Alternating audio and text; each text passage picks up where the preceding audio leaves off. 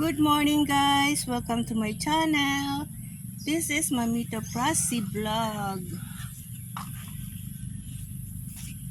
Welcome to my garden. Ang tanim ko ngayon dito sa aking garden ay talong. Yan siya. Yan ang aking talong. Yan. Para hindi maano yung lupa, tatakpan ko siya nitong plastic.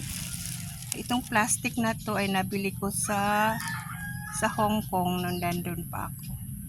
Tatakip ko siya dyan. Susubukan ko lang. Isang plat lang anuhan ko.